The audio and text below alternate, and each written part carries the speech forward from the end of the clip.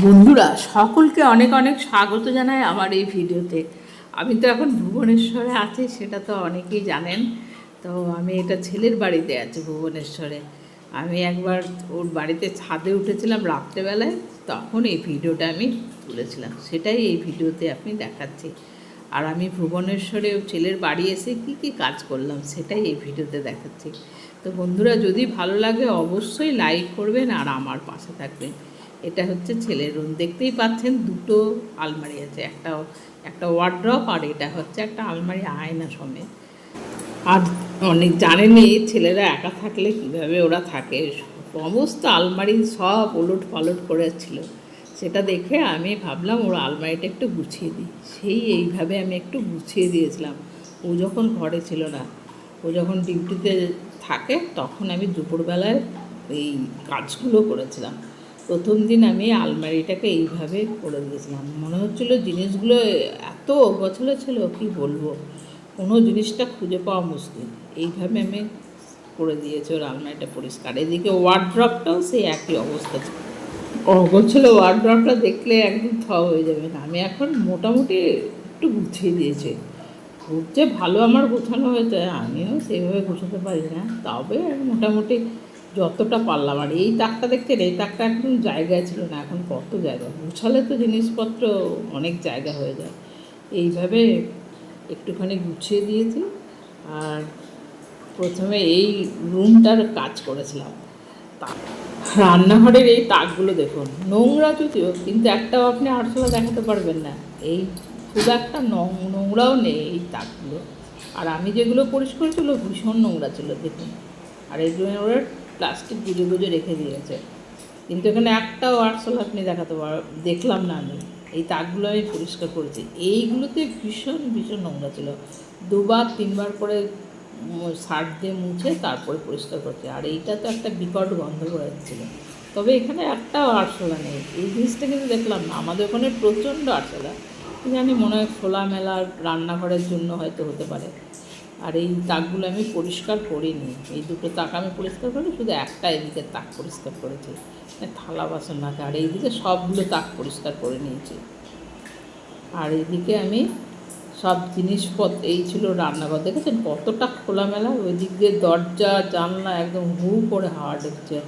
আর এই দিকটাও বেশ খোলামেলা, সেই জন্য মনে হয় পোকামাকড় হতে পারে। আর প্যাকেটগুলো দেখে নিচ্ছি, ওগুলো পুরনো কোনগুলো নতুন। আর এদিকে ছেলের সঙ্গে গল্প হচ্ছে দেখুন। অত করতাম ধুয়ে পুয়ে।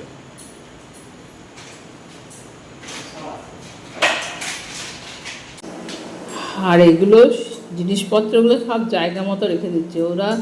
যেই তাকটায় সব মশলাপাতিগুলো রাখে, আমি সেই তাকটার মধ্যেই রেখে দিচ্ছি, একটু গুছিয়ে রেখে দিচ্ছি। পরিষ্কার তো হয়েই গেছে, সকালে করে নিয়েছিলাম এটা। আর একটু সন্ধ্যেবেলা এগুলো গুছিয়ে রেখে দিচ্ছে, যেগুলো একদিকে সব প্যাকেটগুলো করেছে। ওরা তো প্যাকেটের মশলা খায় না বেশি, তো প্যাকেটেরই মশলা খায়, সেইগুলো সুন্দর করে একটু গুছিয়ে রেখে দিলাম। আর এই দেখুন আমার গুছানো হয়ে গেছে। আর এইভাবে আমি একটুখানি গুছিয়ে রেখেছি। আর এখন জিনিসপত্র মনে হচ্ছে কিছুই নেই। এই তাকটা তো একদম জায়গায় ছিল না, এখন শুধুমাত্র মনে হচ্ছে মাত্র কয়েকটা জিনিস গোছালে এরকমই হয়। আর আমি এই কাজটা শিখলাম, দেখুন কি কাজটা শিখছি।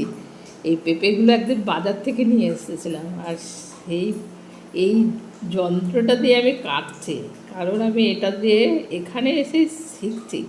এটা আমার প্রথম কাটাই এটা দিয়ে। আমি তো ঘরে বটি দিয়ে কাটি না, সেই জন্য এটা কাটতে আমার খুব অসুবিধা হচ্ছে, একদম করতেই পারছি না। একদিন ছেলেকে দিয়ে করেছি, আর আজকে আমি নিজে চেষ্টা করছি। সবসময় তো আর ওকে বলা যায় না, সেই জন্য আজকে নিজে চেষ্টা করে দেখছি, কিন্তু পারছি না, খুব কষ্ট হচ্ছে করতে। তাও চেষ্টা করে করে করে করছি, করতে পারছি না। কখনো মনে হচ্ছে যেন ঠিক হচ্ছে না, কখনো আবার এই দিক ওই দুটো জায়গা দিয়ে কাটতে হয়, সেটা কোনটা দিয়ে কাটতে হয় আমি ঠিক বুঝতে পারছি না। ওই উল্টো পাল্টা জায়গা দিয়ে কেটে দিচ্ছি, আর এদিকে দেখছি ভালো করে কাটতেও পারছি না। দেখুন দাগ হয়ে গেল, এটা একটা দাগ হলো, কাটলো না। প্রথম করছি না, সেই জন্য একটুখানি অসুবিধা হচ্ছে করতে, ভীষণই অসুবিধা হচ্ছে, পারছি না করতে। আর ওরা তো খুব স্পিডে করে, তো আমার ছেলে তো ভালোই শিখে গেছে এটা দিয়ে কাটতে, আর ওরা খুব স্পিডে করে, আর যারা করতে পারে তারা তো খুব স্পিডে করে, ফাটাফাট করে দেয়। এটা আমার বটির চেয়ে মনে হচ্ছে যেন ভীষণ কঠিন, বটিতেই আমি কাটি না, সেই জন্য বটিটাই আমার কাছে খুব ভালো। আর এখানে তো বটি নেই, সেই জন্য এটাতেই কাটতে হবে, সেই জন্য একটু শিখে নিচ্ছি, কারণ কটা দিন আমি এখানে থাকবো, সেই জন্য এটা শিখে নিচ্ছি।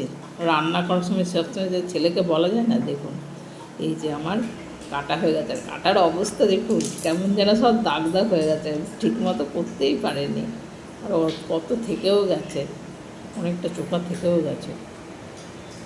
আর সজনে ডাঁটাও চাকু দিয়ে কেটেছে, আলুও কেটেছে, আর ভেজিও কেটেছে, এগুলো তো চাকু দিয়ে কাটাতে। আজকে কী কী রান্না করেছিলাম, মানে শনিবার দিন নিরামিষ ছিল, নিরামিষ সজনে আলুর ঝোল করেছিলাম বেগুন দিয়ে, আর করেছিলাম ওই যে পেঁপেটা গ্রেট করে একটুখানি মুগ ডাল দিয়ে, সুন্দর হয়েছিল, এত টেস্ট হয়েছিল না তরকারিটা, একটু টমেটো দিয়েছিলাম আর একটু জিরা আদা লঙ্কা বাটা দিয়ে এত টেস্ট করে হয়েছিল, বলার কথা নেই। আমি সম্পূর্ণ ভাতটা খেয়ে নিয়েছিলাম, ভাত তো করেছিলাম, আর একটু করেছিলাম চাটনি, মানে চাটনিটা এরকম একটুখানি করেছিলাম, একটু ওই পেঁপেটা দিয়েই করেছিলাম চাটনিটা। আর এই বন্ধুরা, কেমন লাগলো আমার এই ভিডিও? যদি ভালো লাগে অবশ্যই আমার পাশে থাকবেন, আপনারা সকলে সুস্থ থাকবেন, ভালো থাকবেন। Thank you, by.